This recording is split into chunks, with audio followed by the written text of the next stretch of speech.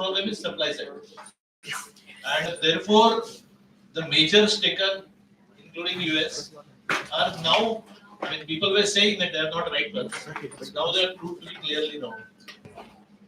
But when it comes to India, India has a very nice thing to do is always do something in a balanced way. So we neither fail dramatically, we neither succeed dramatically, to be honest. Okay. So we don't become so much vulnerable for such situations. Now, when you come to financial indicators, one is the recession in economy, and second is recession to the business. Many times, what we say is stock exchange is the barometer of economy. If you talk about India, when you see the poor class of 30 crore, they don't know this barometer at all. So really, again, we'll have to differentiate between economics and commerce. I mean, that is the business.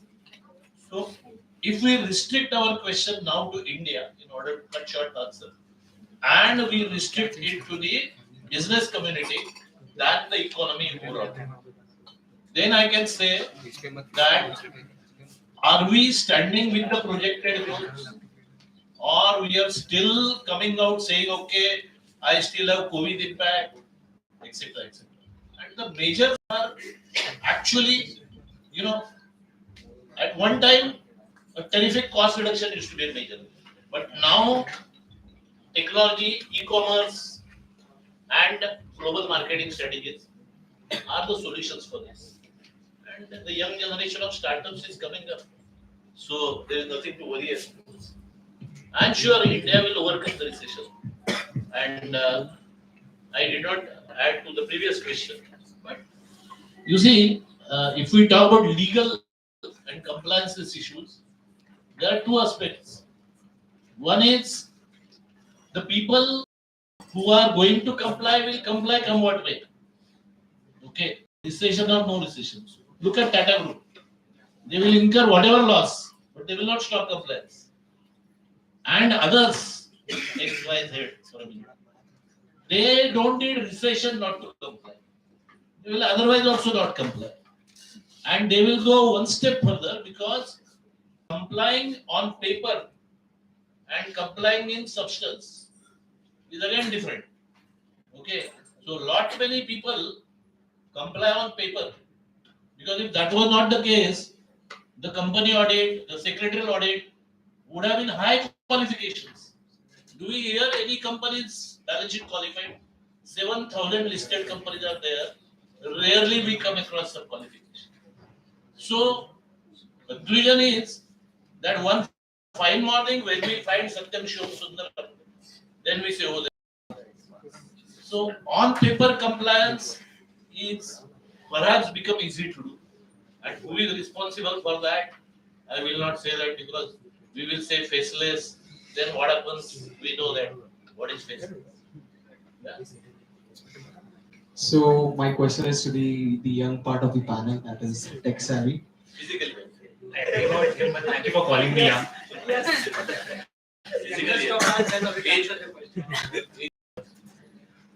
I personally believe it into so. So, what role can innovation and new technologies play in driving economic recovery during and after a recession, and how can business leverage this effectively? I think this can be best answered with examples of what some of us have seen, which is when you talk about innovation, there can be innovations of multiple kinds, right? There can be product innovation, or there can be business model innovation, or both. The example that comes to my mind is, let's say, Airbnb, right? They launched in 2008. That was peak recession in US, and to an extent that caused a cascading effect globally. Airbnb launched at that time. Now the business model was fairly innovative from the perspective that they were letting a house owner make money off an empty room in their house or a property that they could sublet for a day. Right? That wasn't really happening at that time in 2008. So creating a marketplace, bringing in a lot of people, which is the general public at large, and enabling them to earn money is something fantastic that I would say Airbnb innovated back in 2008. Compared to that, what options did travelers have, which is go to a hotel, fairly expensive, standardized offering. You don't really get that cultural feel when you stay in a hotel versus if any of you have stayed in Airbnb, you probably know what I'm talking about, right? Which is staying in a different city, in a different country at someone's house and the host is available to make you comfortable. That experience is unmatched and not only compared to what a hotel can give you. Right? So they've innovated on the business model front and they were able to succeed phenomenally. Well, now talking about the product innovation, again, it's not just the business model, right? They had a great product backing it up with fantastic UX in the product. They made it very, very simple for a host, which is a house owner, to list their property. Right? They made bookings and cancellations very easy. At a time of recession, it's hard to commit a booking to a hotel, not knowing that what if you have a need to cancel it, right? Often most hotels let you cancel 7 days or 14 days in advance only.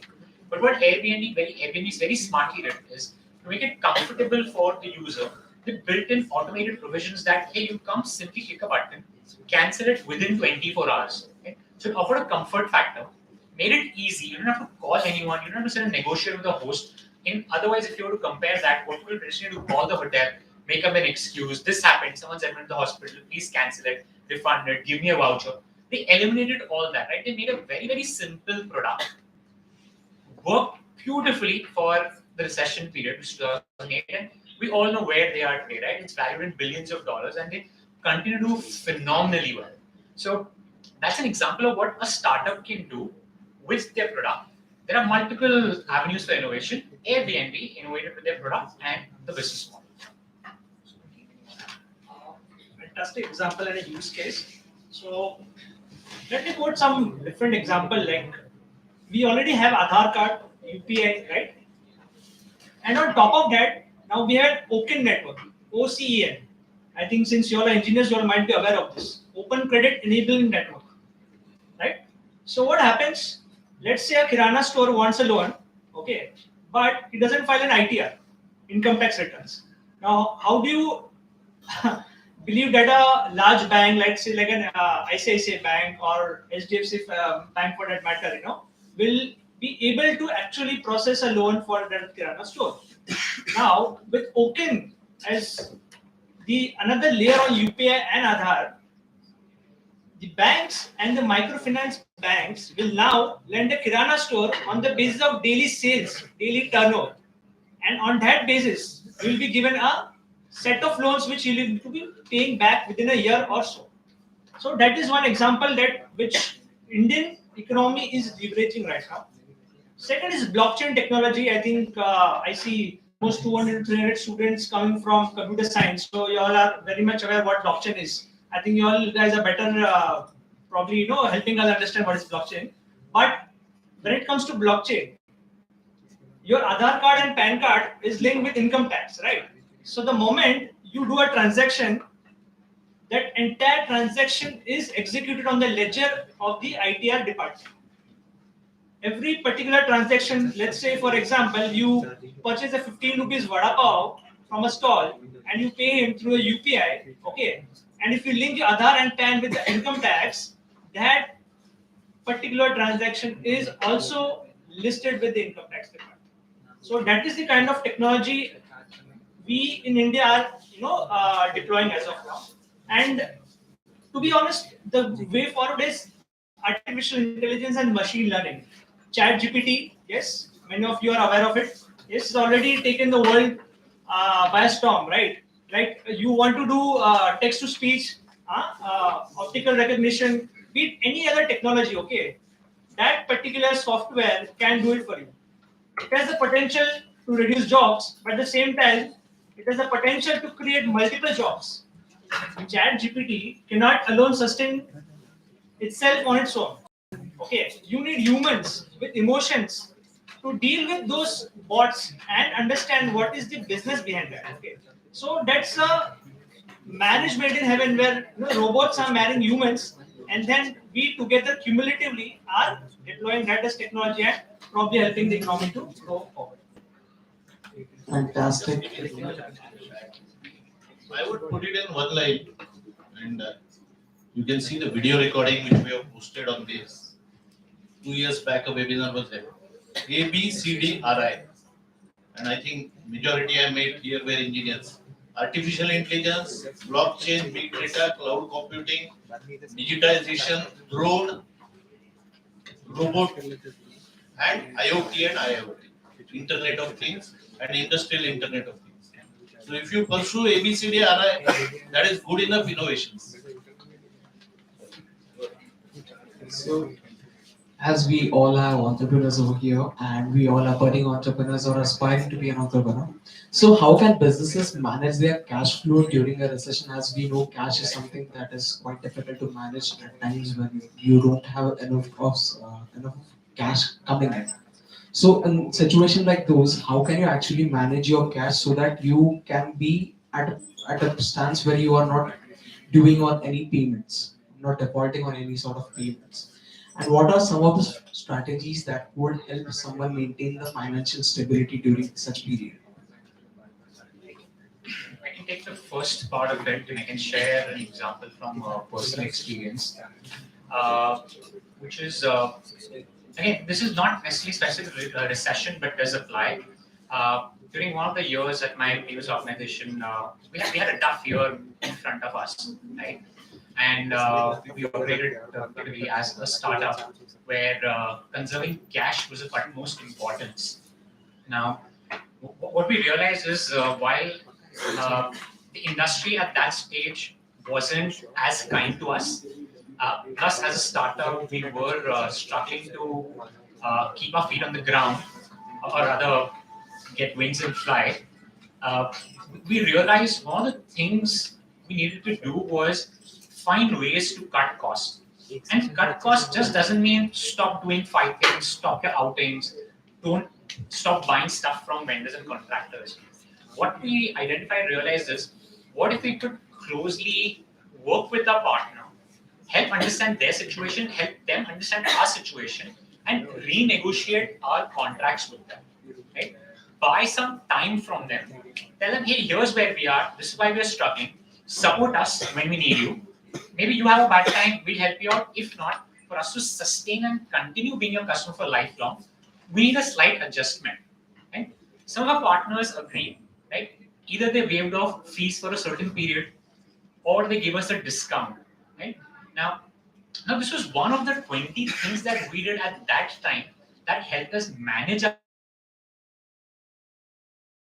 as well, right? Any luxury spend we were doing, we would cut that down. Again, a very small example of that is whenever I would travel, so based in Bombay, I would offer days ahead, and we use that fund at that time. So these are just two things that we did amongst many others that helped us keep our boat floating for the moment. And then, of course, we saw good times ahead where our relationship with our partners also strengthened, and we continued with those partners for much, much longer, and they appreciated what we did for them when they had a bad time ahead. So, two items. So to manage cash flows, let me give one simple example. Let's say for insurance industry, okay, you have a product like a term plan, right? But now suddenly you face a recession, right? People stop buying insurance plans. Now what happens? Suddenly the cash flow decreases for the organization, right? Now how to manage that? So in recessions, we see markets always bottom out. Yes, like your Sensex and Nifty, they tend to bottom out at near peak valuations and then they start to bottom out. Yeah. So there's a product called unit linked insurance product where people can buy those products, and at the same time, people look for guaranteed products, right? Just like a fixed deposit. So that is a point of time when the organization tries to have a product mix by leveraging multiple products for multiple types of customers, right? And multiple channels. So, for example, now just give you an example. You are buying a policy from life insurance organization. That's LIC, right? An agent comes to you and proposes you a policy, right? But at the same time, that agent says, "I will not be selling the policy for LIC. I'll be selling the same policy for ICICI Prudential.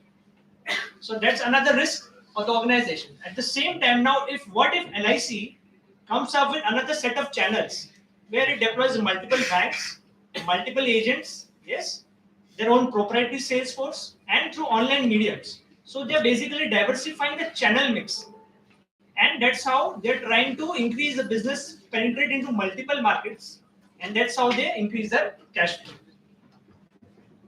Can I add a larger corporate example? I know you asked for startup, but I think this is a story which entrepreneurs should definitely take note. So I wrote about this sometime back where I'm assuming most of you are familiar with the restaurant chain Chili's. There's one in Powai at least that I know of, but it's a larger US-based chain. They had deep troubles post the pandemic period, which is hiring costs were escalating, inflation was taking a toll on the economy. So surviving as a restaurant chain across the US became a problem.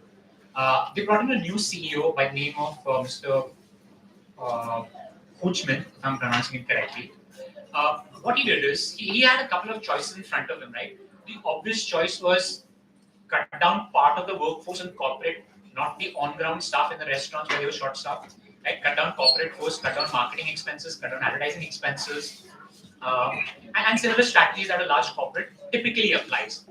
What he ended up doing instead is, he's like, why don't I actually identify what problems are my employees facing on ground, what's bothering them, what's taking away most of their time.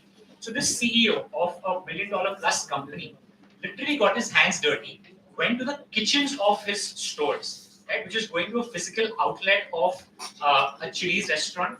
He went and spoke to the staff over there, and he identified very simple problems which had become processes which no one questioned, and they had been carried on for years. One simple example of what Mr. Hoochman did is he identified that most staff in the restaurants hated the baskets in which French fries were served, right? Because these are wire meshed metal baskets, lining them with paper, filling French fries in them, and then removing, emptying them out, and cleaning them was a painful task. On average, they were washing about 40 million of these baskets a year.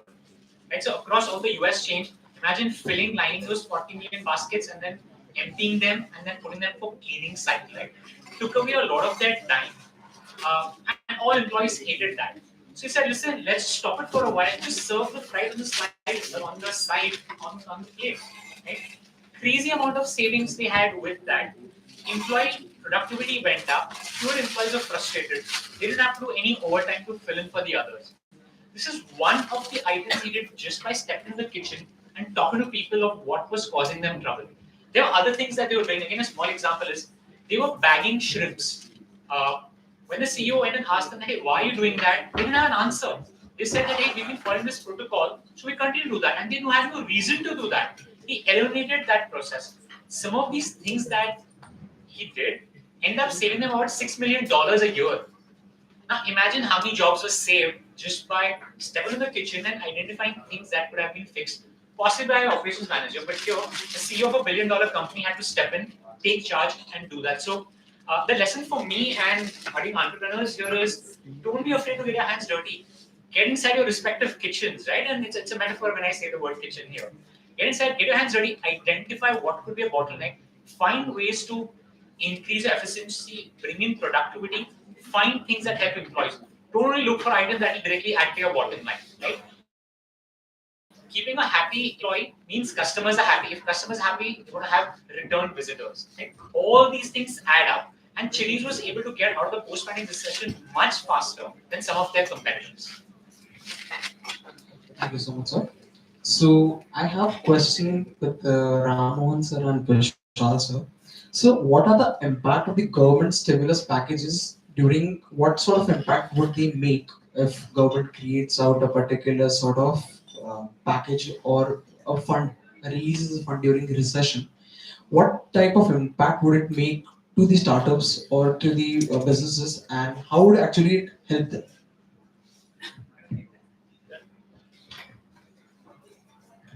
So before we proceed, let me ask you a question, the audience.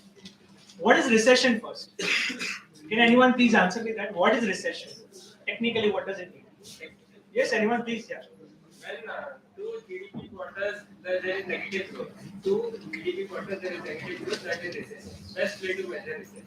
Fantastic. Please, I want a big round of applause. So recession means 2 quarters of GDP which have shrunk. Okay. अभी GDP क्या है? What is GDP? Anyone? Gross domestic product. Full form, wonderful.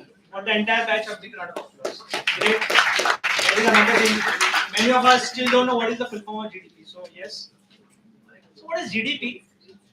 Nothing but consumption. आप जो खाते हो, right? Consumption plus investment. आप जो SIP करते हो, right? Plus government spending, जो government आप पे खर्चा करती है, right? Plus export, जो हम बाहर बेचते हैं, right? Minus imports, यानी crude oil, gold, etc., etc., right?